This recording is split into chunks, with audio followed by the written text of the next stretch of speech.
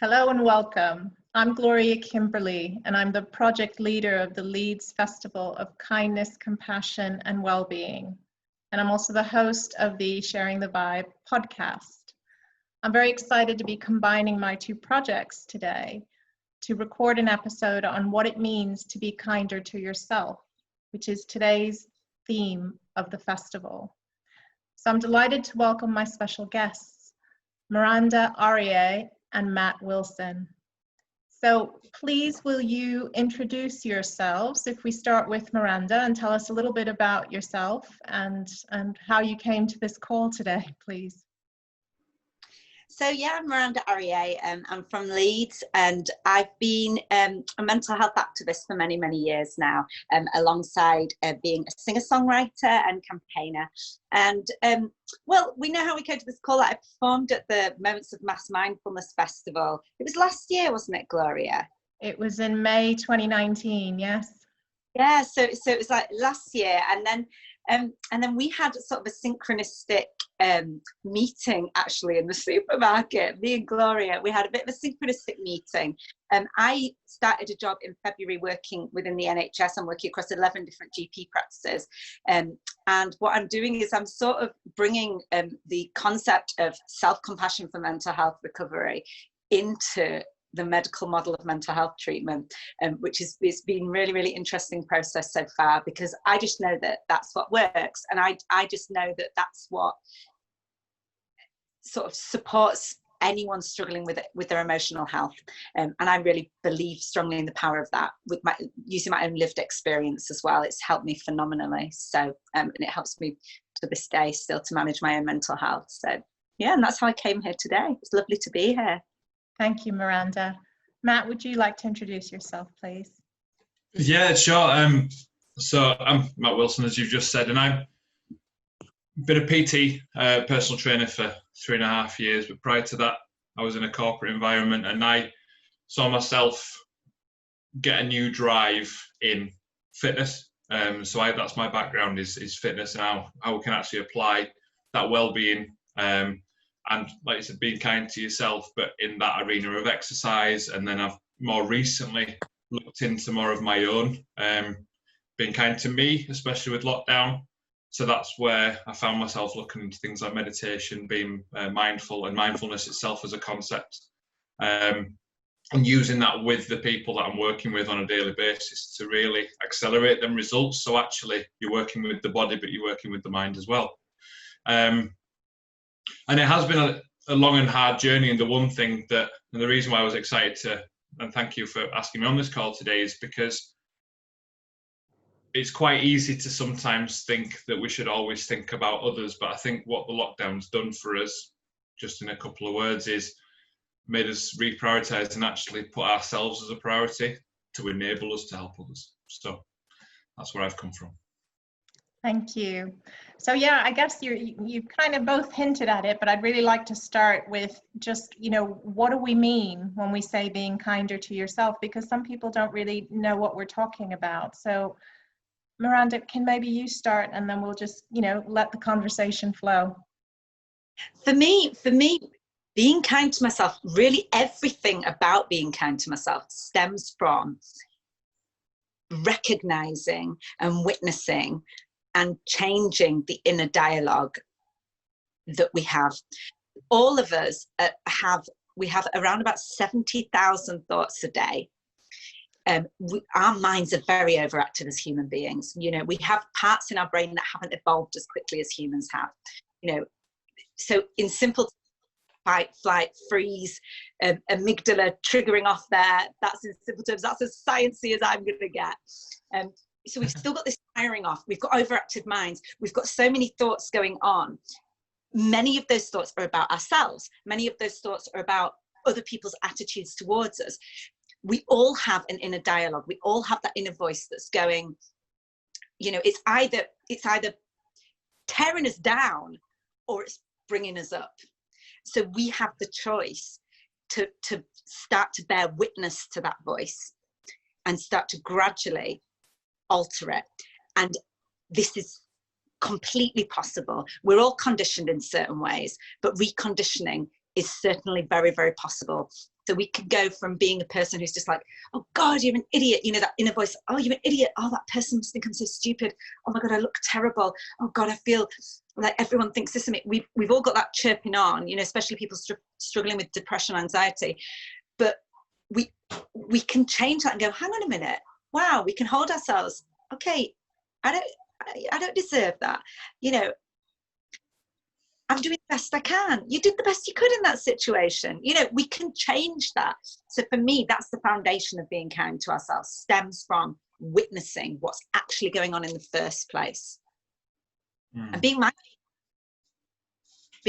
mindful with it, recognize it and going, instead of trying to attack it or judge it and going, you know, because then we end up in the cycle of, oh, you're such an idiot for calling yourself an idiot all the time. Do you know? Yeah. It or attacking it. It's about gentleness, and it's about witnessing, and it's about bringing presence and going, okay, that's interesting that I just call myself an idiot or whatever it is. You know, we all have our typical day. That's interesting.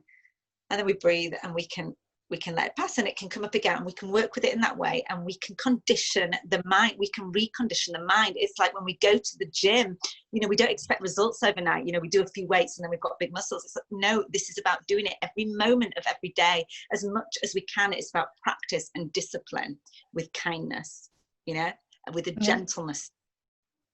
What about you, Matt? What's your take on it? I think it's quite ironic, really, because we're in a few years now, or we're in a time span where actually being kind to self and looking after yourself is now more at the forefront than ever. So I think we're conditioned based on how we were brought up as children, what our parents thought, what our families thought, and what they saw as normal. They were brought up based on their parents. So we all grab something because we learn from who we're around and the environments we're around. But I think, like with going to the gym, you get good at something, you practice. And I think, ironically, what we've practiced is not being kind to ourselves, but without realizing it. So the times, because we live in a very judgmental and voyeuristic world now, everyone makes judgments on something. We all make judgments. It's encoded in us. But we become very good at judging ourselves, and there's a bit of a slant, so it's not normally or not commonly in a positive way. So, you know, I'm an idiot for calling myself an idiot. Actually, for some people, is a good place to be, because yesterday they were just calling themselves an idiot. So that can be part of the journey in the way of realizing that you're actually doing it and capturing that moment. But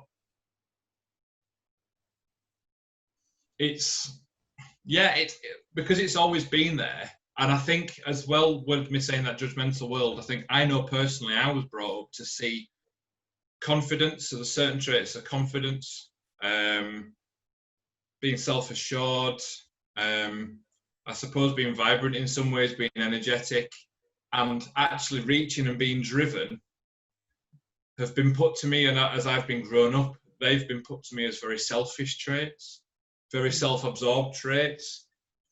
And actually, if you take the interest and start to look at some of the people, there's people like Tony Robbins, and there's other big coaches that have made their life living out of coaching other people and helping.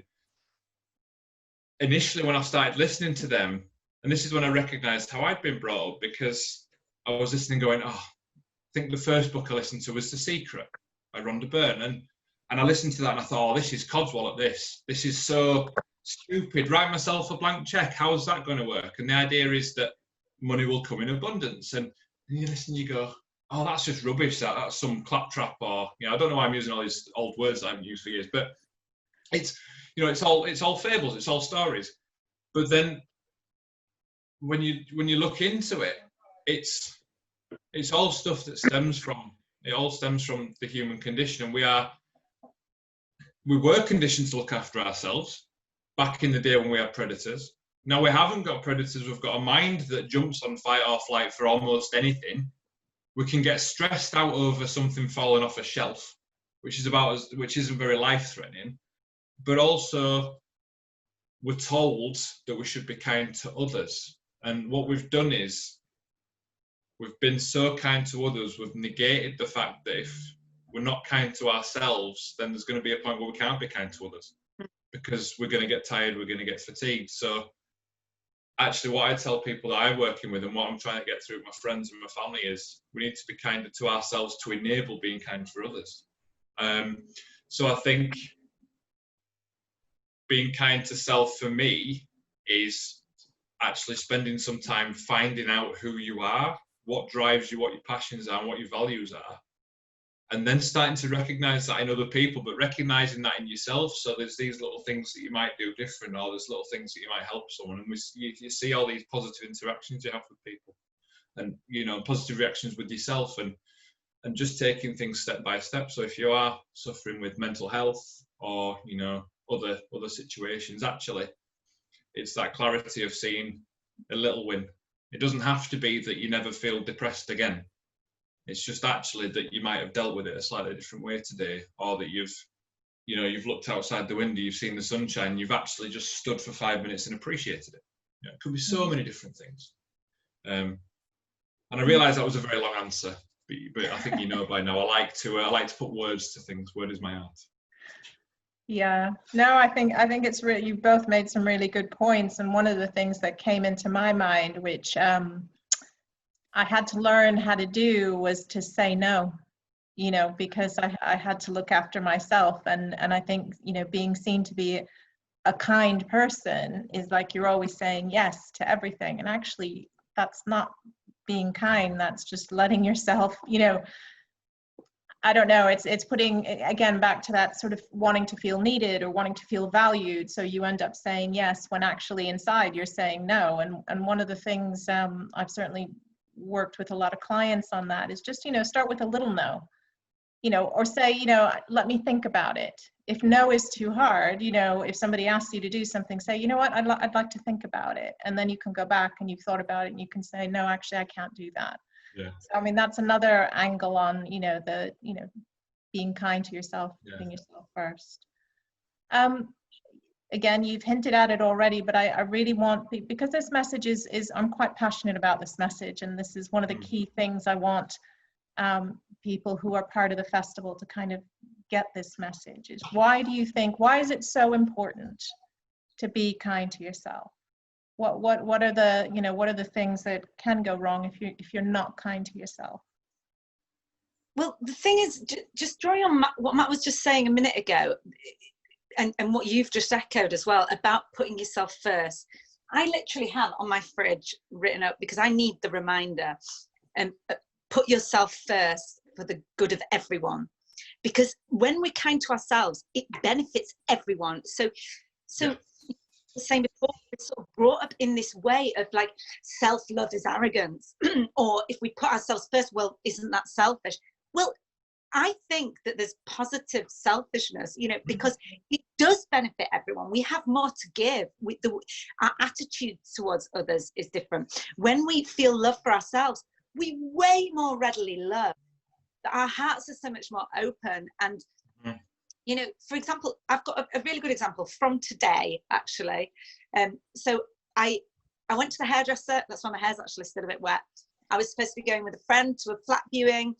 I felt like, oh God, I really didn't want to upset him. So I sort of left in a hurry, and I couldn't even go to the flat viewing anyway, because I wanted to get home in time for this. And it was just a reminder that, like, actually what would have been kinder in that situation would have been for me to just go, oh, actually, for me, I need to just take this bit of time out. Things have taken a bit longer. He'd have completely understood. And instead, I went to see him, and I was in a bit of a rush, you know, and we always need this reminder, you know. So like we said before, this is about practice. This isn't about that suddenly overnight, okay, well, I'm going to choose to be kind to myself. I live by this every day, but we still need the reminders.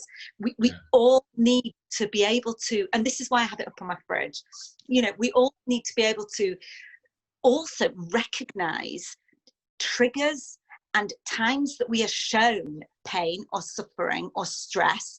We need to recognize them as opportunities and practice gratitude for them as well. Because I think that it's very easy as well to go, you know, going back down that route of like, oh God, you know, why did I do that? Everything's so bad, you know, that the critical inner voice, if you want to call it that, you know, or to actually go, okay, that happened, I felt these feelings, and actually what a beautiful opportunity to practice being kind to myself so that I can more readily love other people, you know, because going round like harboring any uncomfortable feelings because you've done something for someone else, that's not kind to them. You're not actually kind to them at all. You're actually probably going to be causing them a bit of suffering too. So then you've got two people suffering, or however many people. Do you know what I mean? And it's like, actually, if we can just learn to put ourselves first, you know, like you said as well, Gloria, we don't have to go, it's because this and this. We can go, okay, I'm going to take some time to think about that. We don't have to make decisions on the spur of the moment. You know, saying no when we mean yes. And it's like, actually, you know, there's a better way than that. Do you know what I mean? We can live our lives in a lot less suffering than that causes us, and a lot less resistance to what is, do you know? But it's amazing, all the moments that we have for practice. So many moments every single day we have to practice this. It's about catching them when they come, and they go a lot quicker if you witness it. And don't place blame on anyone else. Take responsibility for your feelings, and then you can let them pass. You can let them go and witness it with gratitude for the opportunity that that experience has given you. Yeah, I think, yeah, just expanding on something you said there about the kind of the yes and the no. I think we need to realise that saying yes isn't always being kind, and saying no isn't always being unkind. Because often, if somebody asks for an opinion from you, they want the opinion, not actually the answer you think they want, because it should always come true from you. And I think it's fair to say that we've all done it before, where you've given the answer you think somebody would want, just so that it would appease that situation. It might not seem important at the time, but then further on down the line, something goes wrong, and it's like, oh, you know, you were with me on that, it went wrong, and all of a sudden you're part of something. You go, hang on a minute, I didn't want to say yes to in the first place. So, you know, it's about being true to yourself. And I think if you aren't kind to yourself, what happens is, I know I've felt this, you almost lose sight of who you are, and you actually lose sight of what your strengths are. And you do things because you're used to doing them. You do things because they're autonomous. And you use your skills because you've got them. You know, you avoid things that you might have struggled. And that's another thing. You tend to not engage with challenges. Whereas if you are kind to yourself, even in just a way of just realizing, okay, so I don't feel the same as I did yesterday. My day's not massively different, but I'm feeling a little bit off. So actually what I'm going to do is I'm going to do something that evokes an emotion. I'm going to do something that makes me feel happy. I'm going to do something. And, you know, a lot of the time we put this negative slant on having some, you know, having a treat food or something like that. And that's something I come across a lot. And actually, we eat cake. Are you recommending we eat cake for kindness, Matt? Pretty much. Wow. Cake and crisps and chocolate. All the C's.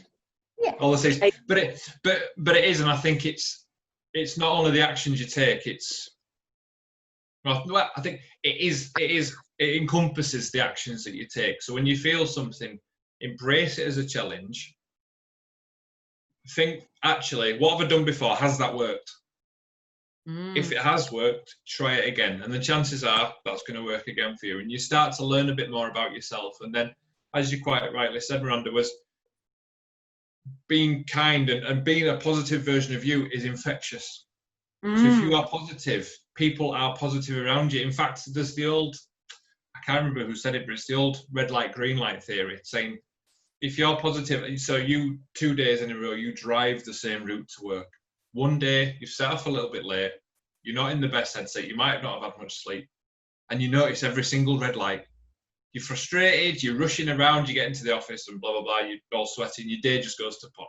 The second day, you do the same journey, you get up in a better mindset, you're feeling better about yourself. You don't notice the red lights. In fact, you don't even notice the green lights. You might do on a really good day, you might go, oh, I've had no reds today, this is amazing. But the fact of the matter is you've had, on average, the same amount of red and green lights, but you've just had a completely different journey. And that's because it's all about perception. And that's why I think being kind to yourself just changes your perception of things. Because there's always a thought that the reality of things and what actually happens isn't going to change. We can't control that. What we can control is how we expect things to happen. And yes.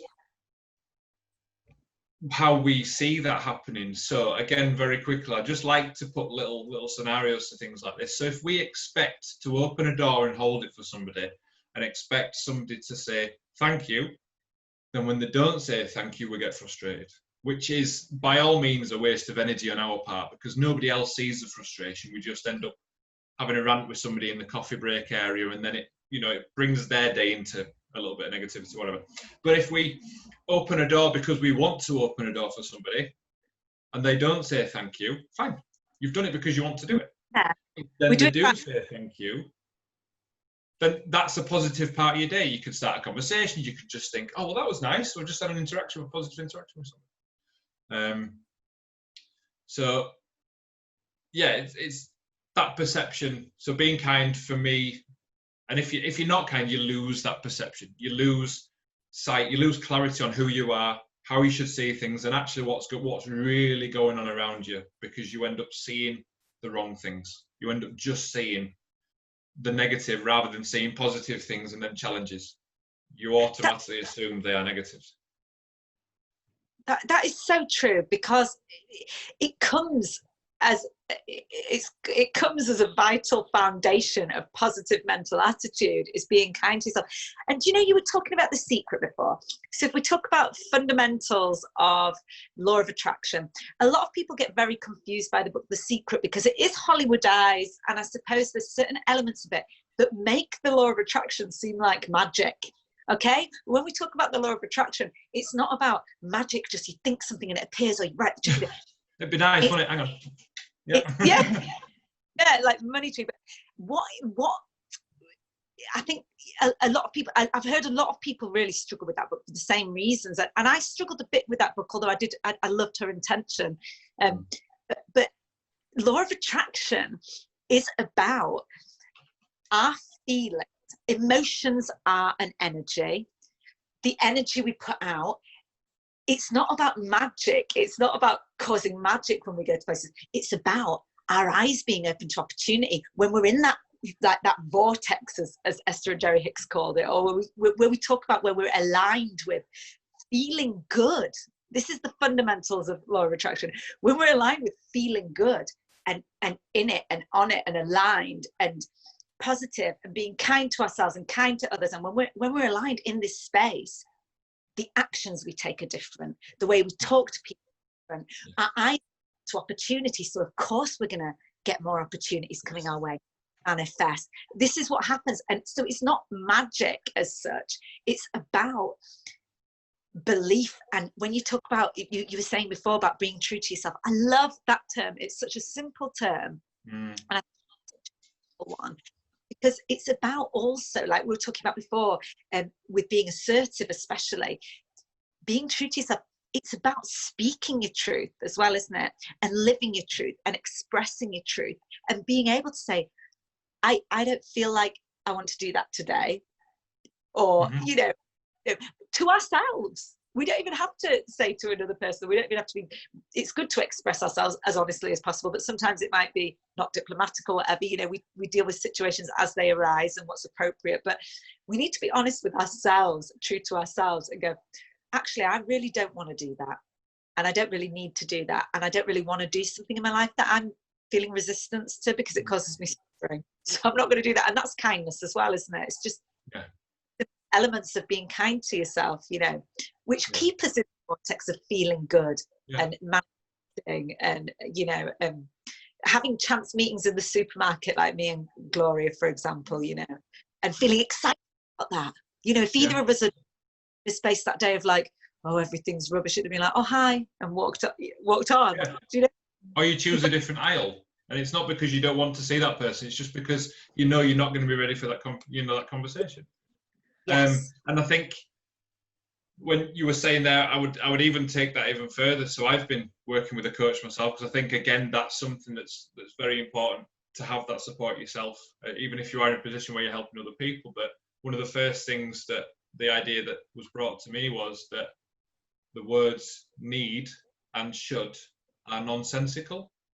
In a term that we've all said it, I need to wash the dishes. I need to clean the house. And when you sit and think about it and you go, why do I need to do that? You're not going to die. Nothing's going to be fatal. What happens if you don't? So there's always a choice. So what you're actually saying is, I want to clean up because I want my house to be cleaner. So one of the small things I started doing was on my to-do list for the day, I then called it my want to-do list. Love that. And then if actually there was something on there that bear no relevance and I kept putting off, then, well, it's not important. So I'm clearly not prioritizing. I don't want to do it. So then you finish your day and you're ticking this list off and you think, I've spent my day doing things I want to do. And ultimately that then picks you up because you are in control of your life. You're doing things you want to. And even the most menial of things seem a bit more fun because you want to do them. It's only a change of phrase that you've written down on a piece of paper, but it's feeling like you've got that control. Things like, yeah, especially with lockdown, especially, you know, people may be in furlough, or I like games, so I want to go on my Xbox today. Part of the brain goes, yeah, but work's really low. You're not bringing in the money in you were. You really should be working at bringing in that money. And that's how it started for me. And I've had to do my own journey through that. And you think, well, so you sit there for 2 hours, not playing on the Xbox and not being productive, still feeling quite as bad as you did before. Whereas if you just fill the day with things that you want to do, you actually will do some of the important things that would have seemed menial before, but you'll do them because you're filling a day full of things that you want to do. I think that's a great tip, actually, and I'm going to take that away because I think you're right. I mean, you know, we all have certain amounts. Matt, you and I were talking about admin earlier. You know, when you've got your own business and stuff, you know, there's a certain amount of admin, and you're like, but you know, trying to almost change again. It's all about perception. Changing that perception makes such a difference.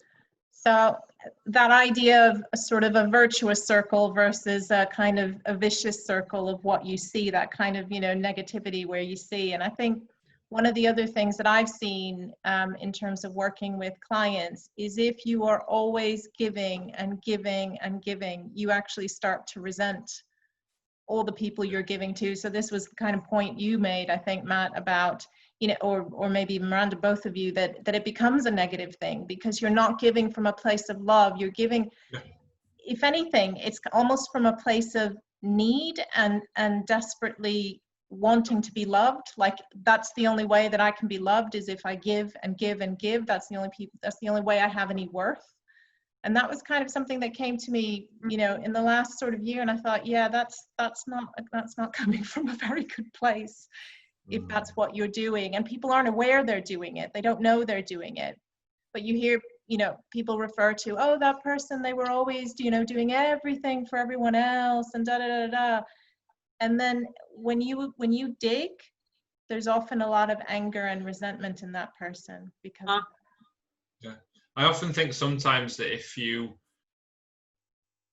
sometimes the more you give, and if you give for the wrong reasons, so if that decision to give isn't instantaneous and you're not following your gut and you have to think about it, if you do that too often, I don't know, again, from personal experience, where I think a lot of this is driven from,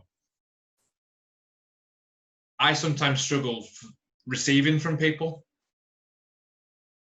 So I will give to anyone, my friends, my neighbours. We look after dogs when they're away. If my neighbour then says to me, I can take your dog for a walk if you're busy today.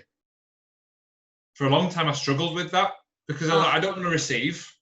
Because it almost made me feel like I was poor and needy. And it's very, very strange because what you're not is you're actually rich, because if you're giving from that automatic place, from the heart, from a passion, or just from a need to want to just help people, then you're actually probably one of the most richest people that I know. So therefore, it's just coming back. So then somebody offering you something directly comes from you wanting to help. So it's all from that, what you put out there is is what you receive. And I know we mentioned about The Secret, and I just wanted to make a point there, because just like in my world, in the fitness world, if you try a workout plan that doesn't quite fit, that's not going to be a long-term thing, and the benefits of that are going to be very almost superficial. Whereas if you're doing something that feels, that becomes automatic, and you look forward to doing it, and you can put yourself in it, you can put your passion in it, that's what's going to give you the best results.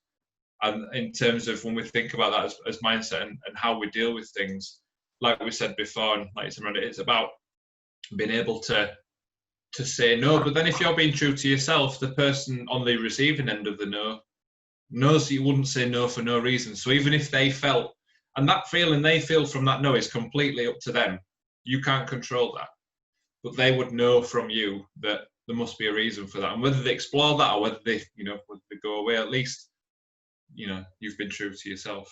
It's all funny how it all interlinks in some way. And actually, I think there's a lot of actual power, a lot of usable power in being kind to yourself, and that awareness piece of knowing more about who you are. Because I don't think we'll ever know everything about who we are, because I think a lot of it is made up of what other people think of us as well, or what other people say we are. I think we do still keep that on board, but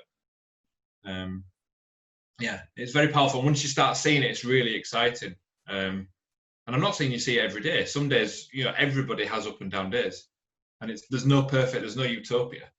But I think it's knowing what to do on them days, like we said before. So yeah, and when you were talking about receiving, there's something really, I really had to release a lot of blocks about receiving. I really recognized that a few years ago, that I was really unable to ask for what I need or want. I was unable to I had a real block about receiving. And then I released that block. Oh God, I'm able to give in such a different way, because I was being kind to myself, because I was ready to receive. And I was like, actually, I'm worthy of receiving. My needs matter, kind of things like that. And this is where you're able to give limitlessly, and then, it's the most common thing I hear. So I run mental health support groups, and throughout lockdown, I've been doing one-on-one therapeutic mental health sessions with our patients throughout the PCN and primary care network, for those who don't know. And I've been consulting with these people on the phone. I've got to build some incredible therapeutic relationships with these people. The amount of joy I have felt has been immeasurable. And it's like when you talk about feeling rich, that when it moves, it's so powerful, so intense. And it's a good job it's been on the phone, because there's been many moments when I've been completely moved to tears, and I've had to turn to my patient. I'm just saying, wow, you're doing really well. And when they're having breakthroughs, God, nothing in the world beats that feeling at all. Someone's, the work they've put in and the payoff they're getting, witnessing someone, not even visually. I haven't even met these patients. This is the funny thing. It's all been on the phone, but being a witness to their growth and hearing them feel a little bit better, it's moving. It's just so moving, and I think to be able to feel truly joyful for someone else, we've got to be able to feel good in ourselves. So it brings us limitless joy when we're kind to ourselves, because we, when we decide to feel good, we give love for other people to feel good. And this is something that we need to work on as a whole society in regards to a very, very, very destructive little emotion called jealousy. And I really learned some incredible lessons about jealousy. A good few years ago, I co-founded with 3 other female singer-songwriters in Leeds, Sisterhood Music Collective. 4 of us singer-songwriters. We started talking about what it's like to be a woman in the music industry, and opportunities. It's been a very male-dominated industry, so the opportunities were more few and far between. So with a lot, you know, in certain ways it had bred this sort of competition vibe in certain ways. And we speak a lot about this on stage. And I think it's something that most, you know, that we need to hear about. We need to hear about people's experiences. I've got to a stage now where if I see someone achieving something that I would love, I get so excited for seeing that and being so moved by it that so many opportunities have presented themselves in my life, because I just feel so joyful if someone achieves something that I would really love to achieve. Why do people go, oh, there's not a lack of opportunities in this world. There's abundant. And if we see someone else achieve something, it should be a sign going, okay, well, this is on your frequency. This is for you, or something better. You know, it doesn't have to be that exact opportunity or whatever. And you know what? That is how we release a block of jealousy. You know, and that stems as well from being kind to ourselves, because then when we see another opportunity, we see someone achieve something, for example, or there's loads of different forms of jealousy in relationships, you know, competitive vibes, even people seeing in the street or whatever. You know, it's a very destructive emotion that we need to challenge, actually, all of us as human beings. And when we see someone achieve something we want, we'll take that as an example. Instead of going, oh God, that I wanted that. Oh no, sorry, I shouldn't have sworn. You know, or like this voice. Sorry about that. You know, I really wanted that. That's us being very cruel to ourselves. That is cruelty. We're being self-abusive. It's a voice going, you're not good enough for that. You're not worthy. You're never going to get that. Now the opportunity's gone. You know, it's lack of being kind to us.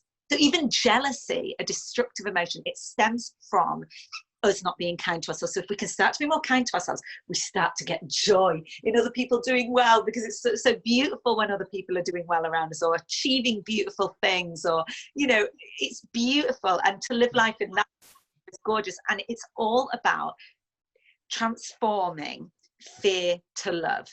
Very simple. Very simple. So the fear of what we don't want to happen to the love of what we do want to happen. You know, and that, again, that's something that takes a lot of practice, you know, but if you live with that every day and recognize opportunities for growth and to practice this, just keep in your head at all times, transforming fear to love, fear to love. Every single time we feel fear, uncomfortable feelings, any sort of low vibrating emotion, how can I transform this to love? And we don't have to jump straight from fear to love immediately. You know, we can just sort of gradually work our way up, but it all stems in self-compassion, doesn't it? Yeah. I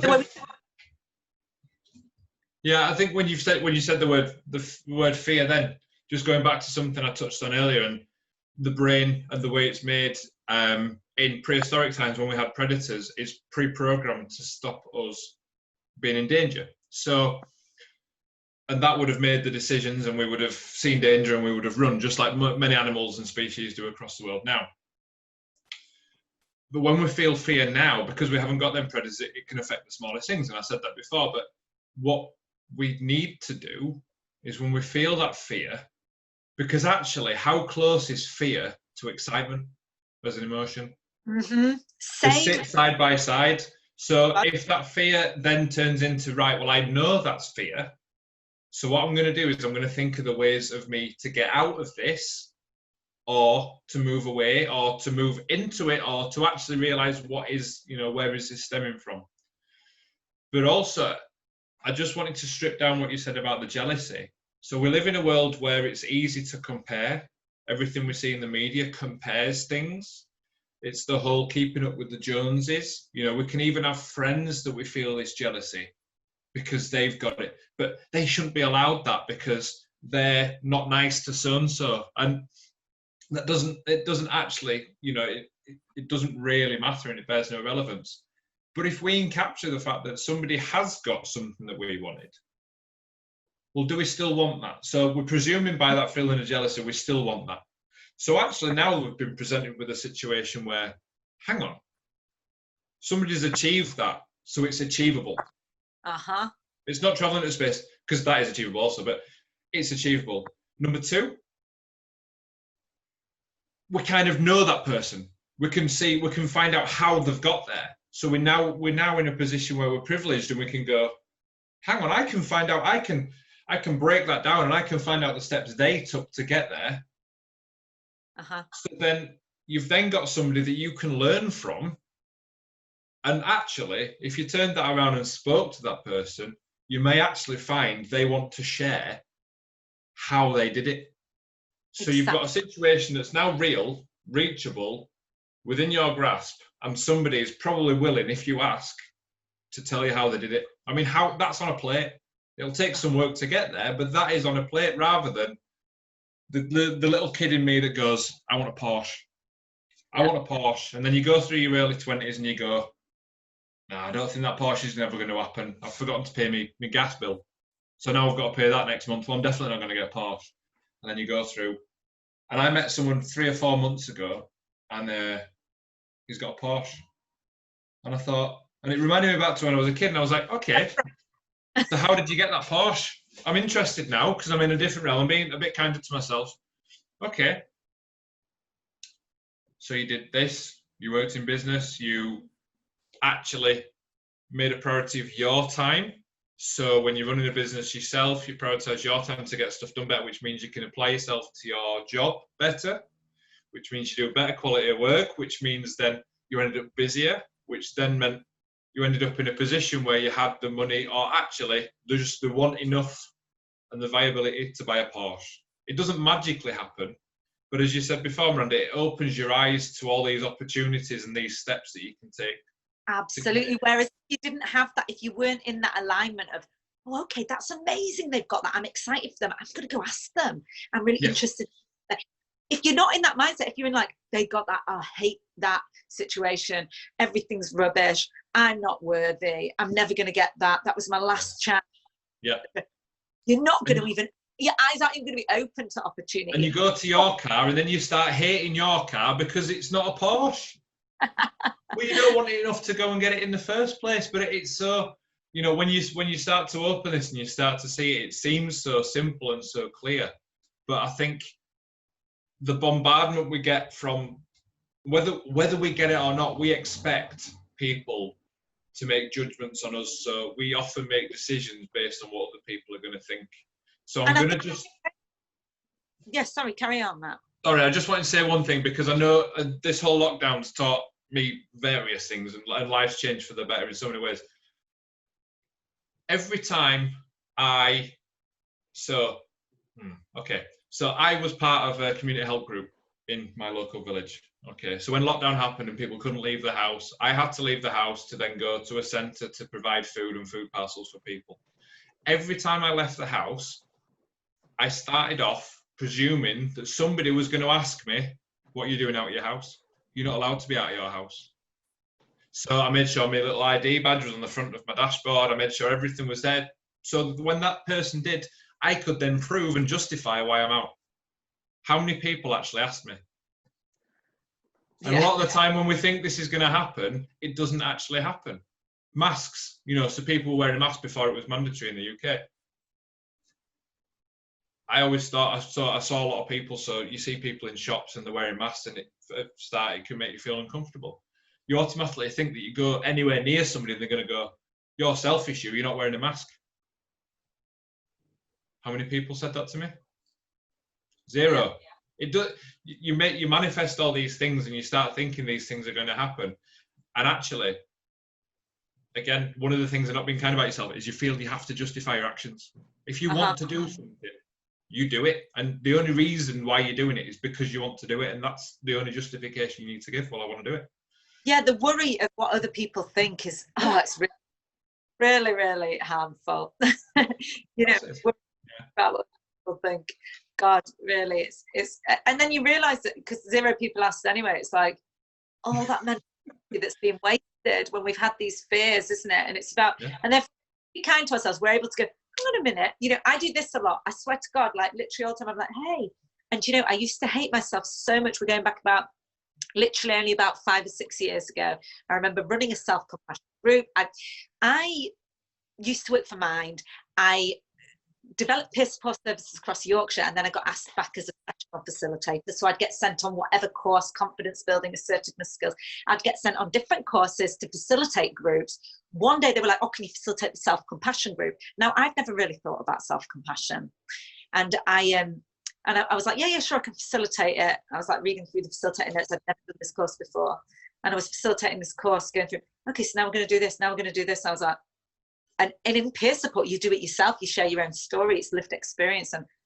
And I was mind blown. I was just like, oh my God. And I remember I had such difficulties with my feeling about myself. I remember that when I was first comforting myself and going, oh my God, it's okay. I had such aversion to it. I had such aversion. I found it so uncomfortable. God, I found it so hard to comfort myself. And I found it so hard to be nice to myself. I couldn't write down anything nice about myself. This is literally going back 5-6 years. Now, every day, every time I feel stress, every time I feel sadness, you know, the transformation's been very rapid, I'd class that as. You know, I was brought up with really a really, really difficult childhood, really, really difficult from a young age, you know, conditioned to be very, you know, punished, and it was a difficult environment, you know, and now I'm able to talk to myself as a friend. If I'm suffering, I'm like, oh my God, Miranda, why are you saying that to yourself? You're doing the best you can. Like, I literally be like, oh darling, I swear to God, this is what I do. It's helped me more than anything in the world. The therapy, medication in the past, anything, psychiatry, anything that I'd gone through in the past, nothing helped me or was as transformative as me being able to do that to myself. And to dealing on the anxiety or the fear or the cruel voice, and just being able to hold myself. So, like, you know, you are suffering, anyone listening or watching, you know, if you really, really do struggle, and at first you have like a really horrible reaction to being kind to yourself, because that can happen. You know, it doesn't come as plain sailing to everyone, especially not if you've been conditioned with someone who might have been unkind to you or had experiences, maybe at school or whatever, you know. Stick at it. Just stick at it. Practice, practice, practice, practice, because it's just the most beautiful thing. And Matt, you've been saying a lot today about getting to know yourself, building your relationship with yourself, becoming aware of your likes and dislikes and your needs and wants, and like, what is the meaning of life? I mean, I don't know the meaning, but it's like, you know, the one relationship that matters more than any other relationship in this whole world, possibly. It's not possible for any relationship to mean more than the relationship you have with yourself. So make it a good one. Just make it a good one. Do you know what I mean? Do what you can to make it a good one. Put your heart and soul into it, into you, investing in you, and the way you feel, and being true to yourself, you know. So and you know, so much of the time, because I've worked in mental health for a very long time now, and so much of the time in mental health they go, oh, you're gonna have PTSD forever, or oh, it's not possible to recover. You know? Dangerous. I'm in mental health. That there is no cure. You're going to be on medication for the rest of your life. Not true. Not true at all. It's not true. You know, we can recondition our minds as they've been conditioned. We can recondition, like we can recondition the body, as you'll vouch by, Matt. Our brains are very tricky, but they're actually respond to very simple things like love and kindness, you know? Yeah. And it is practicing it again and again and again, which then makes it the norm. It makes it autonomous. And I think sometimes, I think sometimes it's, if you were an outsider and you got the chance to look at how you talk to yourself, and if you talk to a friend like that, you'd actually think you were being cruel, or you think you were being a horrible person. So we need to remember that the next time we think about something to ourselves and it's negative, and we're putting ourselves down, or we're thinking that we're doubting, or anything like that, would you say that to your closest friend? Would you say it to a family member? No, so why are you saying it to yourself? Yeah, this was one of the sections of the self-compassion course where I was just like, oh my God, that's one of the sections where, okay, people write down what they've been saying to themselves in the head, and then the facilitator, so I had to go to them, okay, now say that to the person next to you. And everyone was like, oh my God, no. I think that's one of the most powerful things. I really do. And I'm really glad you guys have mentioned that. We need to kind of wrap up because I know we can both Is there go a part on, two? or all of us go on and on and on. But what I wanted to just ask you, because obviously, you know, this episode is part of the festival, and one of the questions we're asking everyone is, you know, what does a Kinder Leeds look like to you? And, you know, it can be a short answer, or it can be a bit longer, but just maybe if we start with you, Matt, this time, is just what would that look like to you? And obviously Leeds, we've started with Leeds. The plan of this project has always been to start with Leeds and take it out. But, you know, what would that look like to you? So, because it's me, I'm gonna slightly have a different play on the questions you've asked. So you've asked me what a Kinder Leeds would look like, and I'm going to come back with one way that we can instantly make a Kinder Leeds. And that would be by making sure every single day we have at least one kind conversation with somebody, or we just have a new conversation, or a conversation with somebody new that we haven't spoken to before. And that we've at least once a day shown gratitude or been kind to ourselves. So stop taking a minute and actually gone, well done for something. And if everybody did that once a day, which is a tiny habit, then instantly that would send ripples across. And sometimes I liken that to when you sat in traffic, and if everybody let one person out of a junction, there wouldn't be delays. You know, but that's that for me. Do have a conversation with one person that you've never spoken to before, or an interaction, and do one thing that's kind to you, but realize it. Actually sit and think, I'm going to do it because it's kind to me. What about you, Miranda? So I think that we need to do a lot to do with the school system. I think that what I'm going to do as part of my job, hopefully, is be going into schools, talking about self-compassion, talking about mental health recovery, talking about how we can recondition our minds, talking to people who might be struggling at home. At school, I suffered so much. I ended up in an adolescent psychiatric unit for 9 months at the age of 14. I was so badly. I was suffering so deeply, and I was diagnosed with complex PTSD, told I was never going to recover, given all the medication under the sun, medication which is now banned for under 18s. This is the age of 14. I was alone. I was scared.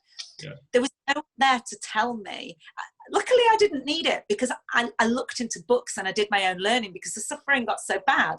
Yeah. But if I can go into schools, or if anyone can go into schools and be able to share stories like this and talk to children and say, even if you're suffering at home now, or if there's stuff going on at school, you're getting bullied or whatever, if there's stuff going on for you right now, just know that you are able to turn your life around. Talk about self-compassion. This needs to be taught to children more than maths, actually. More than maths, more than spelling, more than anything. This needs to be taught to children. Self-compassion.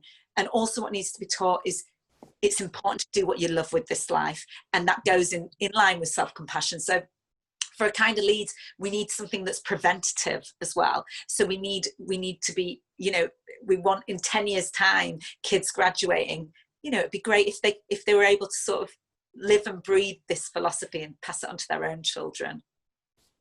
That's wonderful. Thank you so much, both of you. Thank you for your time and for, you know, participating. And I can see you're both really passionate about it, which is why you were the right people to be on this this episode. So we've got several other events taking place today under the Kinder to Ourselves theme. You know, have a look at the program and register for any events. And we hope to see you, you know, during the week of the festival at all the different things. We've got really interesting things going on, so please take a look. And until next time on Sharing the Vibe. Thank you very much.